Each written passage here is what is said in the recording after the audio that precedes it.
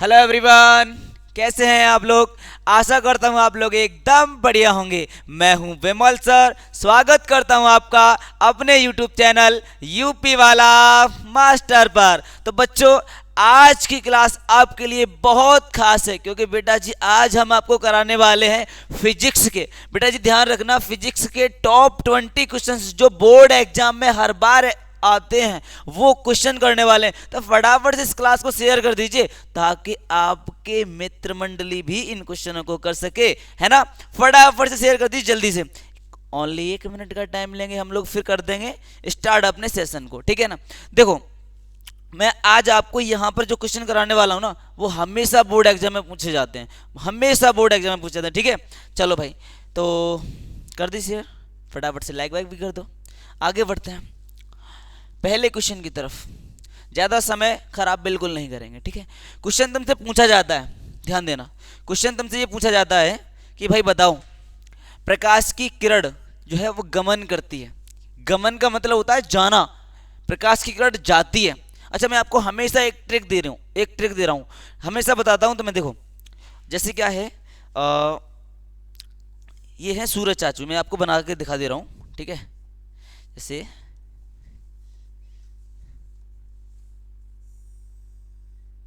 ये है सूरज चाचू, ठीक है।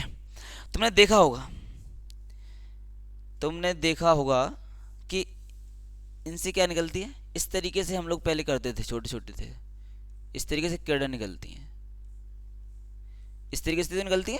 आपने खूब बनाए होंगे सूरज,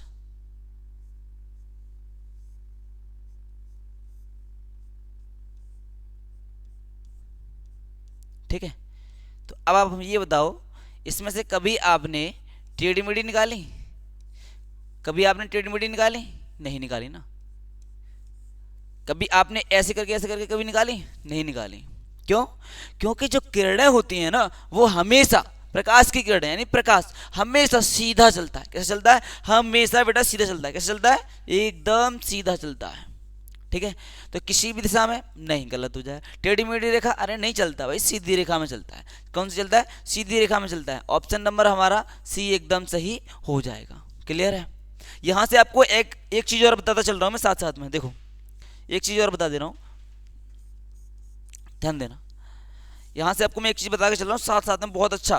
क्या आपसे पूछा जाता है प्रकाश की चाल कितनी होती है? प्रकाश की चाल कितनी होती है? तो होती है 3 × 10⁸ मीटर प्रति सेकंड। बेटा कितनी होती है? 3 × 10⁸ मीटर प्रति सेकंड होती है। आपको ध्यान में रखना है, ठीक है ना। प्रकाश को चलने के लिए, ध्यान रखना, प्रकाश को चलने के लिए, प्रकाश को चलने के लिए किसी भी माध्यम की आवश्यकता नहीं होती। समझ में आ रहा है? तो प्रकाश को चलने के लिए, प्रकाश को चलने के लिए किसी भी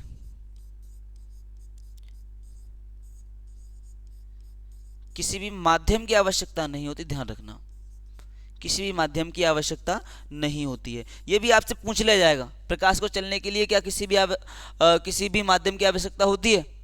तो आपको बता देना, किसी भी माध्यम की आवश्यकता नहीं होती, वो निर्वात में भी चल सकता है। किसी भी माध्यम की आवश्यकता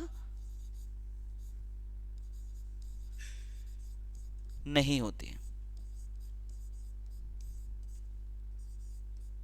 ठीक है। अर्थात वो निर्वात में भी चल सकता है प्रकाश, ठीक है ना। अच्छा, आपसे एक और पूछ लिया जाता है, यहां से ध्यान देना, यहां से आपको एक क्वेश्चन और पूछ लिया जाता है। क्या पूछा जाता है? देखो, आपसे ये पूछा जाता है, दृश्य प्रकाश की तरंग दैर्घ्य कितनी होती है? दृश्य प्रकाश की तरंग दैर्घ्य,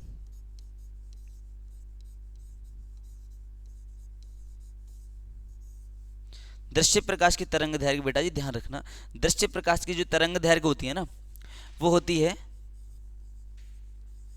3900 एंगस्ट्रॉम।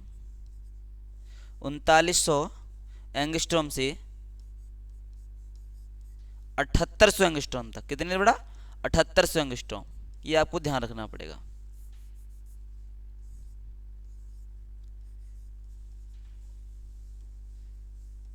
कितनी होती है?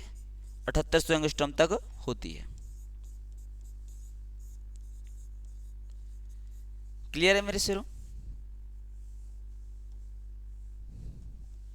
ठीक है,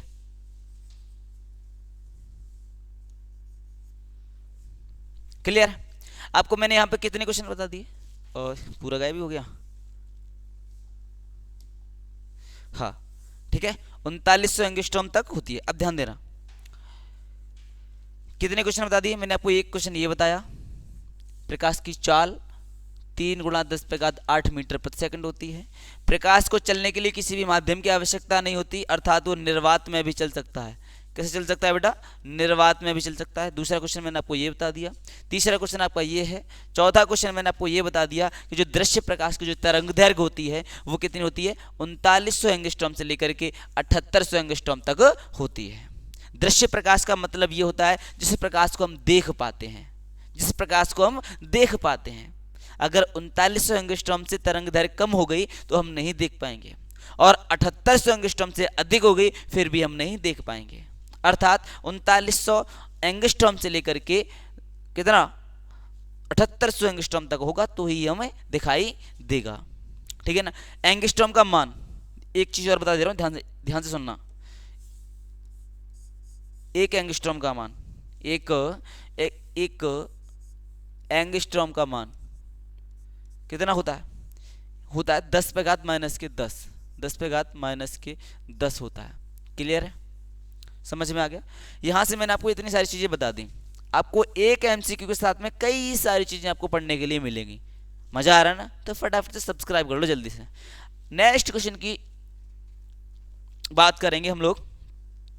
नेक्स्ट क्वेश्चन हमारा कह रहा है ऊर्जा का एसआई मात्रक है। ऊर्जा का एसआई मात्रक है, तो फटाफट से बता दो जल्दी से यार, आखिर क्या होगा ऊर्जा का एसआई मात्रक? हाँ जी, क्या ताप होगा, क्या जूल होगा, क्या कैलोरी होगा, या फिर इनमें से कोई नहीं है? फटाफट से बताओ जल्दी, कमेंट बॉक्स में भर दो। देखिए तब तक मुझे आप एक काम और करिए, एक काम और कर दीजिए। अगर मात्रक की बात चल रही है तो फिर हम लोग क्या करते हैं, प्रतिरोध का मात्रक। समझ में आ रहा है? किसका बेटा? प्रतिरोध।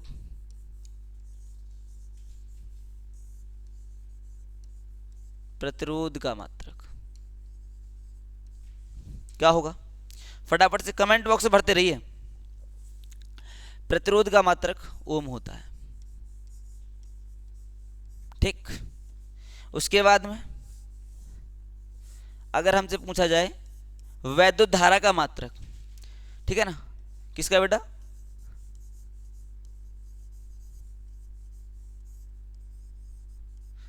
वैद्युत धारा का मात्रक, तो क्या हो जाएगा? फटाफट से बता देंगे जल्दी से, एम्पियर।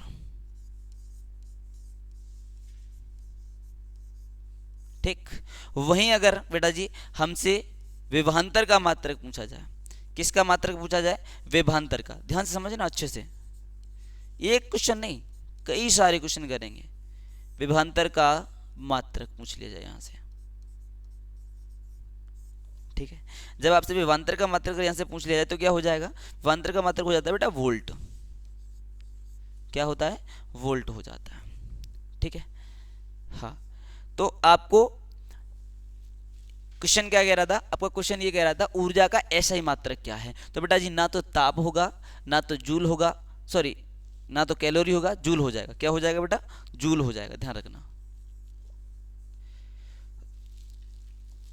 ठीक है, क्या हो जाएगा? जूल हो जाएगा।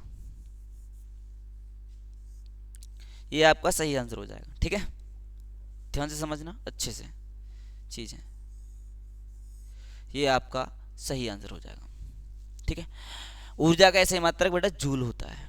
ठीक है, अब आगे बढ़ेंगे। आप इनको भी ध्यान रखते रहना, अगर स्क्रीनशॉट चाहो तो ले सकते हो। प्रतिरोध का मात्रक ओम होता है, विद्युत धारा का मात्रक एम्पियर होता है, विभवांतर का मात्रक वोल्ट होता है, ऊर्जा का मात्रक जूल होता है मेरे शेरों। क्लियर है? आगे बढ़ेंगे अगले प्रश्न की ओर। अगला प्रश्न हमारा क्या कह रहा है? अगला प्रश्न कह रहा है परावर्तन के नियम से निर्धारित होता है।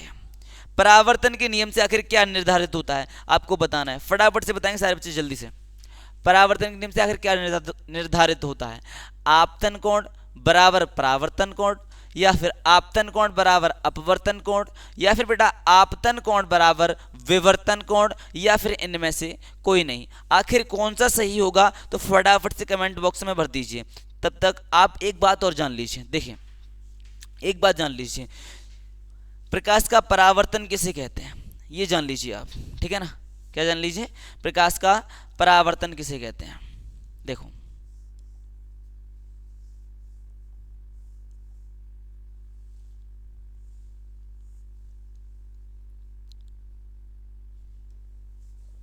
देखिए, ये कोई दर्पण है, कोई चिकनी सतह है, ठीक है। क्या है बेटा? ये चिकनी सतह है जिस पर क्या कर दिया है, एक पृष्ठ पर पॉलिश कर दी जाती है। क्या कर दी जाती है? पॉलिश कर दी जाती है इस तरीके से, ठीक है। ये हो गई पॉलिश। अब क्या करा जाता है, इस चिकने पृष्ठ पर कोई प्रकाश की किरण डाली जाती है। क्या करा जाता है?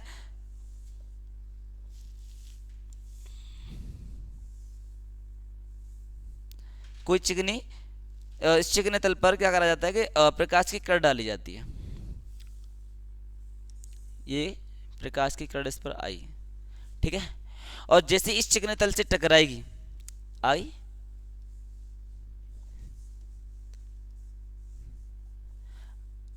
ये किरण आई, इस आने वाली किरण को बेटा कहते हैं आपतित किरण। क्या कहते हैं? आपतित किरण, ठीक है।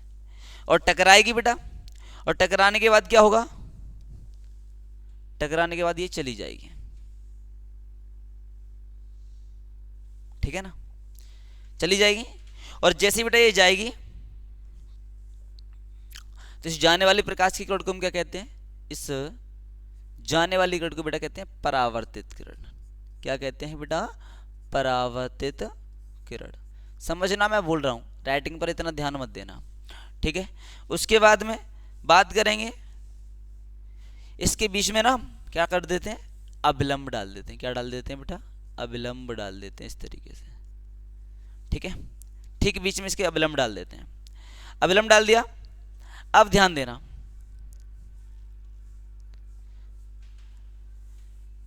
ये कोण, एक कोण तुम्हारा ये बन रहा है और एक कोण तुम्हारा ये बन रहा है, ठीक है। इस कोण को बेटा आई से प्रदर्शित करते हैं, क्योंकि इसको बोलते हैं आपतन कोण। क्या बोलते हैं इसको? इसको बोलते हैं आपतन कोण, जिसको आई से प्रदर्शित करते हैं। हम ये कह सकते हैं आपतन कोण किसे कहते हैं, तो अभिलंब और आपतित किरण के बीच में बना कोण क्या कहलाता है? आपतन कोण कहलाता है। वहीं अगर परावर्तित किरण और अभिलंब के बीच में बना कोण पूछा जाए तो बता सकते हैं क्या बेटा? परावर्तन कोण। क्या कह सकते हैं बेटा? परावर्तन कोण, ठीक है ना, परावर्तन कोण। और इस बेटा परावर्तन कोण को हम लोग आर से प्रदर्शित करते हैं। किससे बेटा? आर से प्रदर्शित करते हैं। अब एक बात ध्यान रखना, एक बात ध्यान रखना, हमने क्या करा है, ये एक कोई प्रकाश की किरण आई, इसको आपतित किरण कह दिया, यहां से परावर्तन, यहाँ इस बिंदु से परावर्तन हुआ, इसको आपतन बिंदु कहते हैं। तो इस आपतन बिंदु से इसका क्या हुआ? परावर्तन हुआ। ये टकराने के पश्चात लौट करके चली गई, ठीक है ना, उसी माध्यम में वापस लौट करके चली गई। अब हमने क्या करा? बीच में अभिलंब डाल दिया। ठीक बीच में अभिलंब डाला है। ठीक बीच में जब अभिलंब डाल देंगे तो मतलब ये कह सकते हैं ये वाला कोण, एक इधर कोण बन रहा है, एक इधर कोण बन रहा है, ये दोनों कोण आपस में कैसे होंगे? बराबर होंगे। कैसे होंगे? बराबर होंगे। अर्थात हम ये कह सकते हैं कोण आई बराबर हमारा हो जाएगा कोण आर, अर्थात कोण आपतन कोण बराबर परावर्तन कोण। इसमें ऑप्शन में देख लेंगे हमारा क्या हो जाएगा? ऑप्शन नंबर ए सही हो जाएगा, ठीक है ना। आपतन कोण बराबर परावर्तन कोण, ठीक है। ये क्या है? ये परावर्तन का दूसरा नियम है। परावर्तन का प्रथम नियम कौन सा है? आपतित किरण, परावर्तित किरण और अभिलंब तीनों एक ही तल पर स्थित होते हैं। ये हमारा क्या है? ये हमारा है परावर्तन का प्रथम नियम। द्वितीय नियम कौन सा है? आपतन कोण और परावर्तन कोण ये हमेशा कैसे होते हैं? बराबर होते हैं। समझ में आ रहा है? ये हमारा दूसरा नियम है। तो बस वही कह रहा है कि परावर्तन के नियम से निर्धारित क्या होता है, परावर्तन के नियम से ये निर्धारित होता है कि परावर्तन कोण और आपतन कोण आपस में कैसे होते हैं, बराबर होते हैं। तो देखो इधर देखो, आपतन कोण बराबर परावर्तन कोण, हो गया कि नहीं हो गया? हो गया ना, बस क्लियर। चिल करो यार, आगे बढ़ेंगे नेक्स्ट क्वेश्चन की तरफ। नेक्स्ट क्वेश्चन हमारा क्या कह रहा है? कह रहा है भैया निम्न में से कौन सा पदार्थ लेंस बनाने में प्रयुक्त नहीं किया जाता है। आपने पढ़ा होगा ना कि लेंस बनाने के लिए हम किस किस का यूज करते हैं, तो आपको बताना है इसमें। क्वेश्चन को अच्छे से पढ़ना है एग्जाम में, ऐसा नहीं है कि भाई हमने देखा क्वेश्चन और भाई साहब तुरंत टिक लगा दिया ओएमआर शीट पर। एक बार अगर हमने गलत कर दिया ना तो दोबारा इसको सही नहीं कर पाओगे, चाहकर भी नहीं कर पाओगे तुम उसमें। समझ में आ रहा है? इसलिए बड़े होश और हवास में आपको अपनी ओएमआर शीट फिल करनी है, ठीक है। तो क्या कह रहा है क्वेश्चन, निम्न में से कौन सा पदार्थ लेंस बनाने में प्रयुक्त नहीं किया जाता है। बेटा क्या पूछ रहा है, कौन सा पदार्थ प्रयुक्त नहीं किया जाता है लेंस बनाने में? क्या मिट्टी को, या फिर बेटा जल को, या फिर कांच को, या फिर किसको? फटाफट से बता दो। कांच को, जल को, या फिर प्लास्टिक को? किसको यूज नहीं करा जाता, किसको प्रयुक्त नहीं किया जाता है लेंस बनाने के लिए? तो आपको पता है प्लास्टिक के भी बन जाते हैं, जल के भी बन जाएंगे, कांच के भी बन जाएंगे, लेकिन कभी ये पॉसिबल नहीं है कि मिट्टी का बन जाए, कभी नहीं। लेंस मिट्टी का नहीं बन सकता। अर्थात हम ये कह सकते हैं कि मिट्टी का लेंस बनाने, मिट्टी का प्रयोग लेंस बनाने में नहीं किया जाता है। क्लियर है? कोई दिक्कत परेशानी नहीं होनी चाहिए। नेक्स्ट क्वेश्चन की ओर बढ़ेंगे बेटा। नेक्स्ट क्वेश्चन हमारा क्या कह रहा है, धातुएं धारावाहक होती हैं किसके कारण? प्रोटॉन के कारण, मुक्त इलेक्ट्रॉन के कारण, दोनों के कारण, या फिर इनमें से कोई नहीं? फटाफट से बता दो जल्दी से कमेंट बॉक्स में। हाँ जी, हाँ, धातुएं धारावाहक होती हैं प्रोटॉन के कारण, मुक्त इलेक्ट्रॉन के कारण, दोनों के कारण, या इनमें से कोई नहीं? हाँ जी, मैं आपसे यहां से एक क्वेश्चन और पूछ ले रहा हूं, एक क्वेश्चन मैं तुमसे पूछ ले रहा हूं, फटाफट से बताएंगे आंसर उसका भी आप लोग। ये बताओ,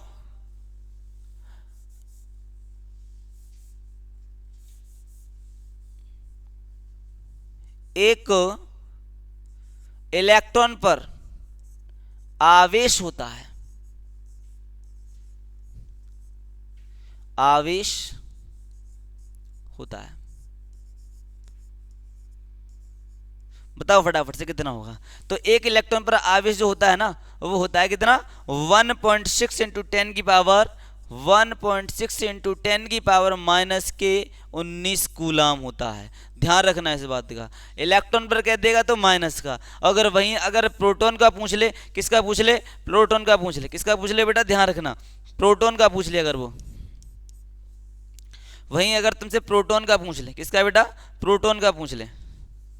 एक प्रोटॉन पर आवेश होता है, कितना होता है? फटाफट से कमेंट बॉक्स में बताओ जल्दी से, फटाफट आंसर से। क्या होगा भाई?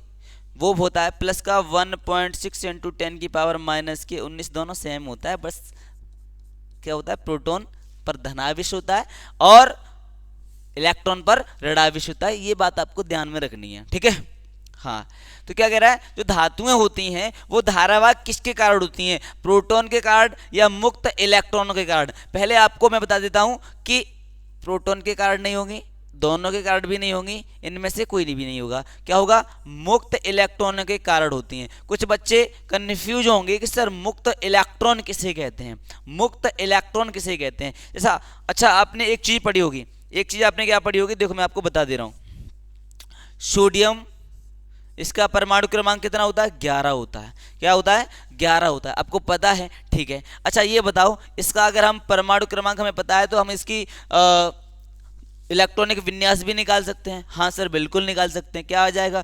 2,8,1 आ जाएगा। अच्छा हम एक का मतलब क्या है? एक का मतलब यहाँ पर ये है कि सर ये जो एक है ये इलेक्ट्रॉन ये बाहर घूमता रहता है, अकेला घूमता रहता है, मुक्त इलेक्ट्रॉन है, समझ में आ रहा है, ये घूमता रहता है, इसमें कोई बंदिश नहीं है, ये मुक्त है और घूमता रहता है। और जब ये घूमता रहेगा तो क्या करेगा, इस एक परमाणु पर आवेश लगी तो दूसरे को दे देगा, दूसरे तीसरे को दे देगा, इस तरीके से घूमता रहेगा। जब ये घूमता रहेगा, ये मुक्त इलेक्ट्रॉन कई सारे होंगे और वो घूमते रहेंगे, आपस में टकराने के पश्चात एक दूसरे पर धारा ट्रांसफर करते रहेंगे, तो वो कैसी हो जाएगी, धारा वाहक हो जाएगी, मतलब एक जगह से धारा दूसरी जगह तक पहुंच जाएगी। किसके कारण, मुक्त इलेक्ट्रॉन के कारण पहुंच जाएगी। तो हमारा आंसर कौन सा हो जाएगा, ऑप्शन नंबर बी एकदम सही हो जाएगा। क्लियर है मेरे शेरों?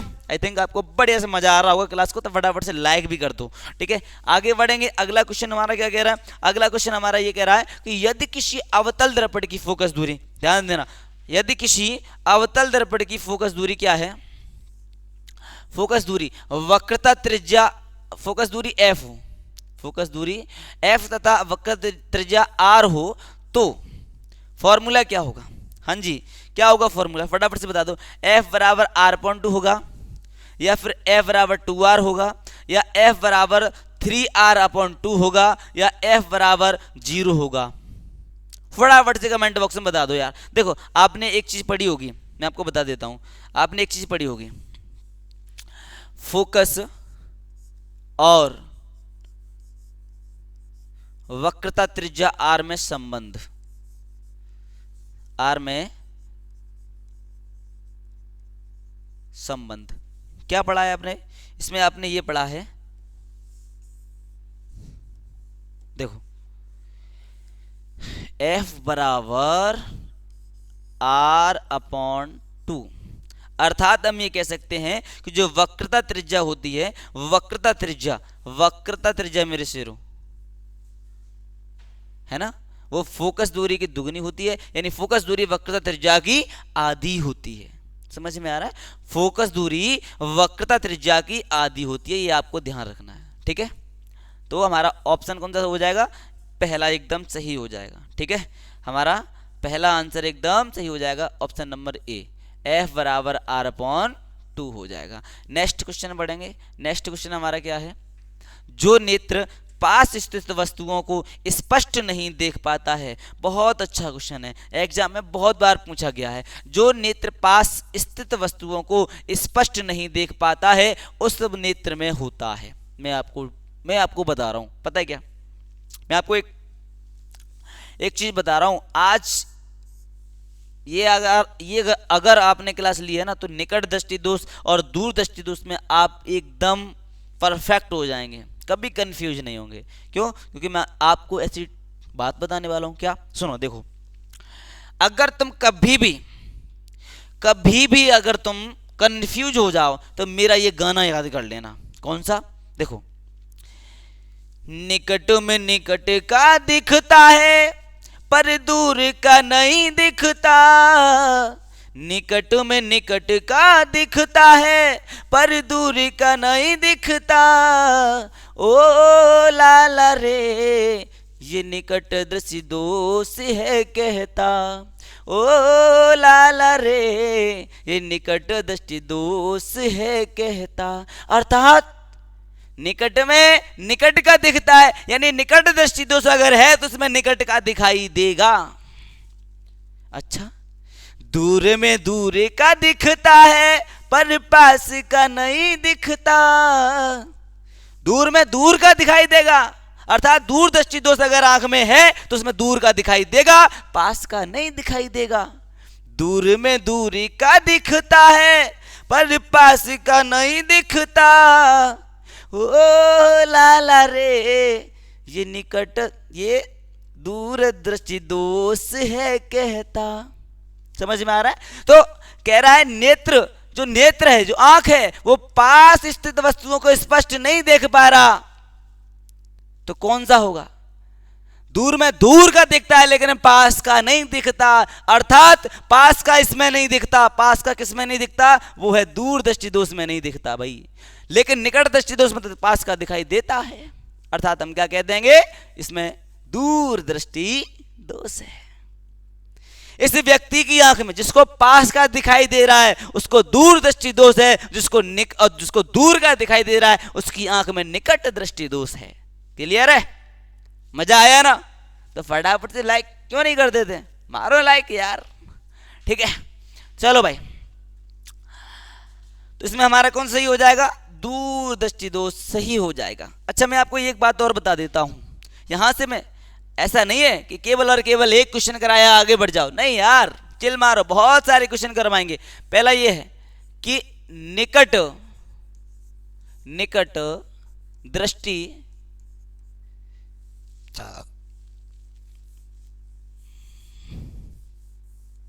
निकट दृष्टि दोष के निवारण के लिए, निवारण के लिए कौन सा लेंस होता है? हाँ जी, निकट दृष्टि दोष का अगर पूछा जाए, निकट दृष्टि दोष के निवारण के लिए कौन सा लेंस का प्रयोग करते हैं, तो बेटा अवतल लेंस का। निवारण के लिए अवतल लेंस का प्रयोग करते हैं। किसका करते हैं बेटा? अवतल लेंस। सॉलिड ट्रिक दूंगा मैं आपको, अभी दूंगा, इसकी भी, इसमें भी कंफ्यूज नहीं होने दूंगा, टेंशन मत लो। तो निकट दृष्टि दोष के निवारण के लिए अवतल लेंस का प्रयोग किया जाता है। ठीक है, और अगर वहीं हम बात करें किसकी, वहीं अगर हम बात कर रहे हैं ना बेटा जी दूरदृष्टि दोष की, किसकी बात करें? दूरदृष्टि दोष की बात करें, दूर दृष्टि दोष के निवारण के लिए,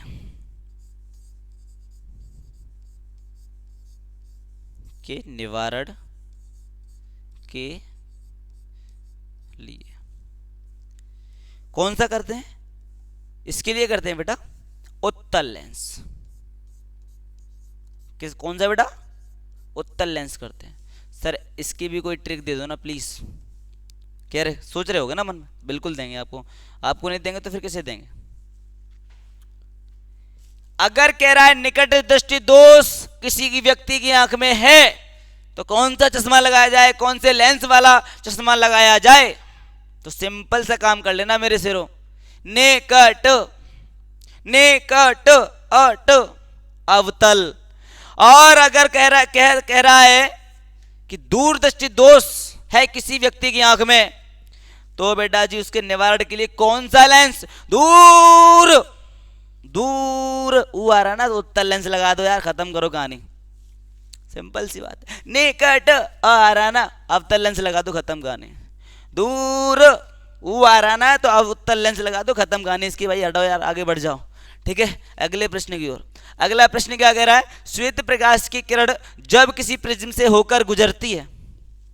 बहुत अच्छा क्वेश्चन है, देखते हैं। ठीक है, कोई क्या करते हैं कि एक प्रिज्म लेते हैं, क्या ले लेते हैं? प्रिज्म ले लेते हैं, प्रिज्म, ध्यान रखना। ठीक है, ये ले लिया कोई प्रिज्म। ठीक है, और यहां से एक कोई श्वेत प्रकाश की किरण है, एक कोई श्वेत प्रकाश की किरण है।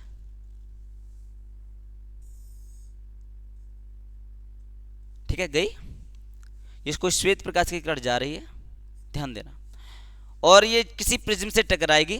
तो टकराने के बाद में क्या होता है? वो 7 रंगों में विभक्त हो जाती है। कितने रंगों में बेटा? 7 रंगों में विभक्त हो जाती है, ध्यान रखना।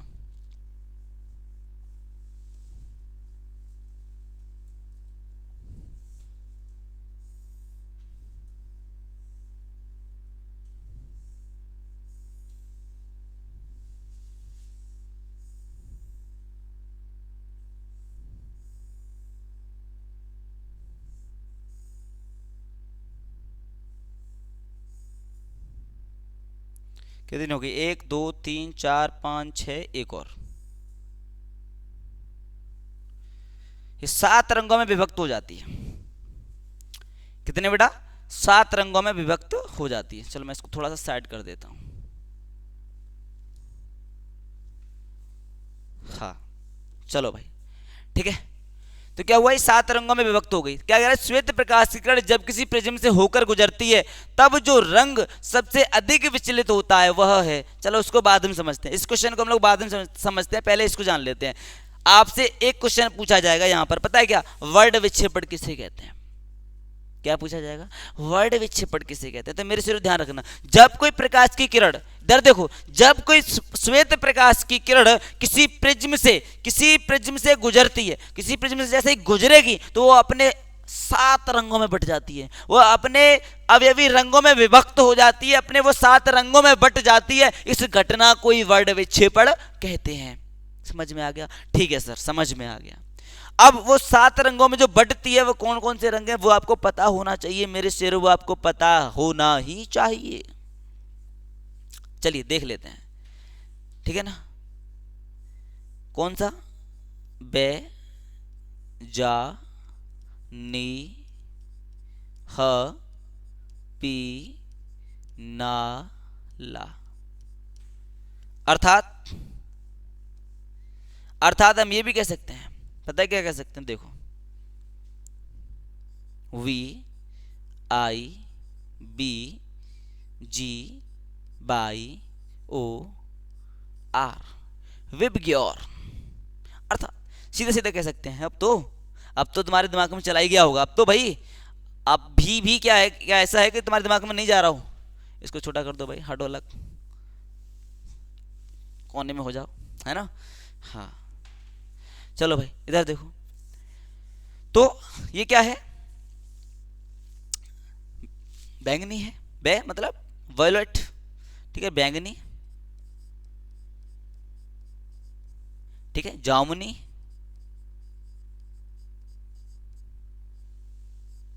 ठीक है, ब्लू नीला, हरा, पीला, नारंगी और रेड मतलब लाल, ठीक है। इस तरीके से इनका विचलन होता है। जो सबसे ऊपर है उसका विचलन सबसे कम है, जो सबसे ज्यादा नीचे है उसका विचलन मतलब झुक जाना, सबसे ज्यादा विचलन हो जाना, नीचे गिरना उसका। तो सबसे नीचे कौन है, देखो बेटा कौन है, अरे तुम देखो ना यार, अभी भी दिखाई नहीं दे रहा क्या, देखो बैंगनी है। तो सबसे अधिक विचलन किसका हो रहा है, कह रहा है ना, सबसे अधिक विचलन होता है किसका होता है भाई, तो बैंगनी का होता है। अगर यही पूछ ले सबसे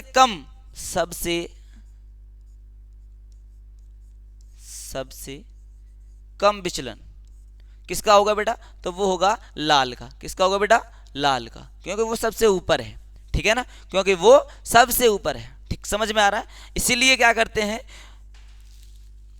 अच्छा इतना ही ठीक है, आगे बढ़ेंगे। आगे और क्वेश्चन दिमाग में आ रहे हैं पर फिर कभी बताएंगे आपको, टेंशन ना लो। आगे बढ़ेंगे अगले प्रश्न की ओर। चंद्रमा पर खड़े अंतरिक्ष यात्री को आकाश प्रतीत होता है। आपको बताना है कि भाई चंद्रमा पर अगर कोई खड़ा है या अंतरिक्ष यात्री, तो उसको आकाश कैसा दिखाई देता है, नीला, उजला, लाल या फिर बेटा काला। फटाफट से बताएंगे जल्दी से। तो इसका जो आंसर होगा वो हो जाएगा काला, ऑप्शन नंबर डी।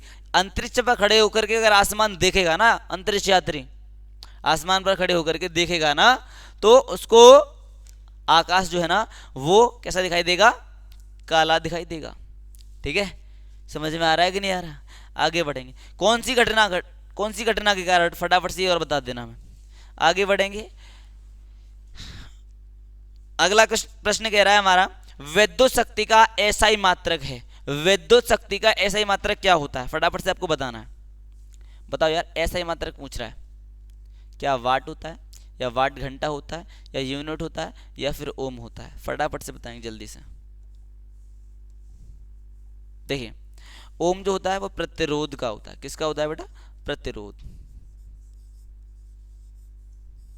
ठीक है, अच्छा यूनिट किसका होता है, फटाफट से मुझे कमेंट बॉक्स में बता दो। ठीक है, और वाट घंटा ही बता दो। ये ऊर्जा का होता है, विद्युत ऊर्जा। चलो मैं बता देता हूं। उसके बाद में वाट की तरफ उठा है शक्ति का मात्रक होता है वाट। क्लियर है मेरे शेरों? आगे बढ़ेंगे नेक्स्ट क्वेश्चन की ओर। नेक्स्ट क्वेश्चन कह रहा है, अमीटर को विद्युत परिपथ में कैसे जोड़ा जाता है? देखिए, देखो समझ लो पहले सच से।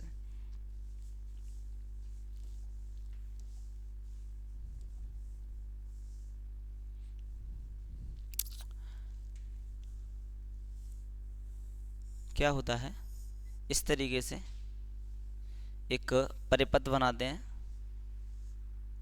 ठीक है, और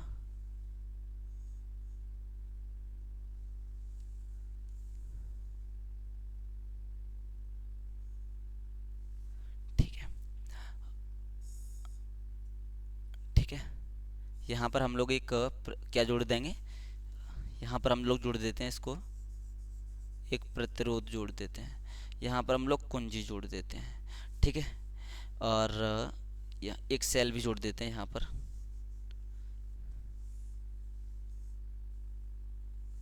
अरे चलो कोई बात नहीं, यहाँ पर एक कुंजी भी जोड़ देते हैं, ठीक है ना। तो अब यहाँ पर ये पूछ रहा है कि यहाँ पर तुमने देखा होगा कभी कभी हम लोग ना इस तरीके से यहाँ पर क्या जोड़ देते हैं, ए लगा देते हैं, ए, ठीक है ना, इस तरीके से। तो यहाँ पर जो ए है ना वो अमीटर का वर्क करता है, किसका वर्क करता है, अमीटर का वर्क करता है मेरे शेरों।